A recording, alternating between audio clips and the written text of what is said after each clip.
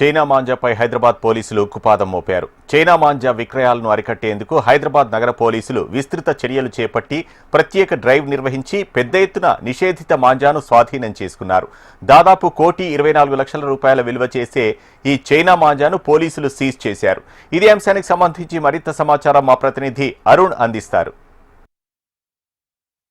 Chinese manja పైన హైదరాబాద్ పోలీసులు ఉక్కుపాదం మోపారు. దాదాపు నెల రోజుల నుంచి కూడా హైదరాబాద్ వ్యాప్తంగా కూడా రైడ్ చేస్తూ దాదాపు ₹1,24,00,000 విలువైన చైనీస్ మాంజాని అయితే పట్టుకోవడం జరిగింది. మనం ప్రస్తుతం కూడా విజువల్స్ చూసుకోవచ్చు. మొత్తం చైనీస్ మాంజా వివిధ ఇండస్ట్రీలకు చైనీస్ మాంజాను సరఫరా చేస్తున్న పేరుతో దాదాపు మొత్తం పతంగులు ఎగరవేసే క్రమంలోని ఈ చైనీస్ మాంజాను అమ్ముతున్నట్లు గుర్తించారు. దాదాపు ₹1,24,00,000 విలువైనటువంటి చైనా మాంజాను మొత్తం కూడా సీజ్ చేయడం జరిగింది. దాదాపు నెల రోజుల నుంచి కూడా పోలీసులు చాకచక్యంగా వ్యవహరించి ఎక్కడైతే చైనా మాంజాను అమ్ముతున్న వాళ్ళందరినీ కూడా గుర్తించి అరెస్ట్ చేయడం జరిగింది. దాదాపు మొత్తం 103 కేసులు నమోదయ్యాయి. మొత్తం నగర వ్యాప్తంగా కూడా దాదాపు 143 మంది నిందితులను కూడా అరెస్ట్ చేయడం జరిగింది. మొత్తం దాదాపు 6,226 మాంజా బాబులను కూడా పోలీసులు కూడా స్వాధీనం చేసుకున్న సిచ్యువేషన్ కూడా మనకు కనిపిస్తుంది. మొత్తం దాదాపు 103 మందిని కూడా అరెస్ట్ చేయడం జరిగింది. మొత్తం ఈ చైనీస్ మాంజా నమ్ముతూ పట్టుబడితే మాత్రం 5 ఏళ్ల జైలు శిక్ష పడే అవకాశం ఉందని కూడా పోలీసులు చెప్తున్నారు. అయితే ముఖ్యంగా సంక్రాంతి సమయంలో కూడా పతంగులు ఎగరవేసే క్రమంలో కూడా ఈ చైనీస్ మాంజా వల్ల మనం గత కొన్ని రోజులుగా కూడా చూసుకుంటే చైనీస్ మాంజా వల్ల చాలా మంది బైక్ పైన వెళ్తున్న వారు కావచ్చు, అదేవిధంగా పశువులకు సంబంధించి కూడా చాలా విధాలుగా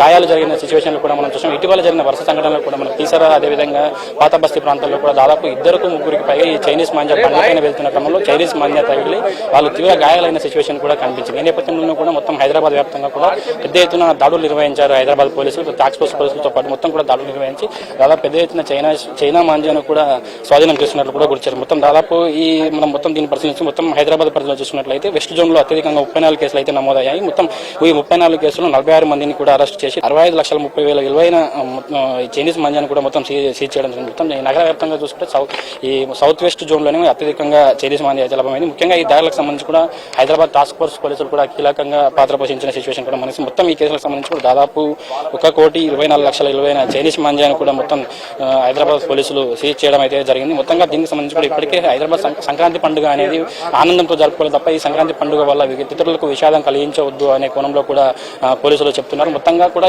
ఇప్పటికైనా కూడా ఎక్కడైనా చైనీస్ మాంజాను అమ్ముతూ పట్టబడితే మాత్రం పెద్ద ఎత్తున శిక్ష తప్పదని కూడా పోలీసులు హెచ్చరిస్తున్నారు.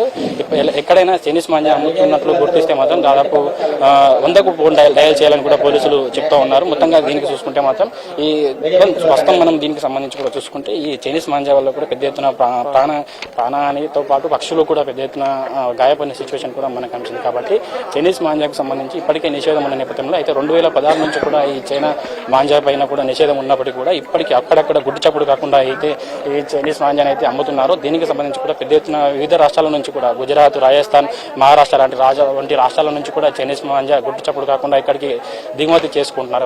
వాళ్ళందరినీ కూడా గుర్తించి ముఖ్యంగా హైదరాబాద్ లోని పాత బస్తీ ప్రాంతాల్లో మంగళఘాట్ వంటి ప్రాంతాల్లో కూడా ఎక్కువగా చైనీస్ మాంజాను కూడా గుర్తించారు పోలీసులు. మొత్తం దీనికి అన్నింటినీ కూడా స్వాధీనం చేసుకున్నారు. ఎప్పటికైనా ఎవరైనా చైనీస్ మాంజాను నమ్మితే మాత్రం కఠిన చర్యలు తప్పవని కూడా హెచ్చరిస్తున్నారు. సంక్రాంతి పండుగ సందర్భంగా ఆనందంగా జరుపుకోవాలి తప్ప కొంతమంది కుటుంబాలలో విషాదం నింపొద్దు. ఇప్పటికే చాలా మంది గాయాలు పాలైన సిచ్యువేషన్ కూడా చూసాం. కాబట్టి ఈ సంక్రాంతి పండుగను ఆనందంగా జరుపుకోవాలని అయితే హైదరాబాద్ సిపి సత్యనారాయణ గారు సూచిస్తున్నారు.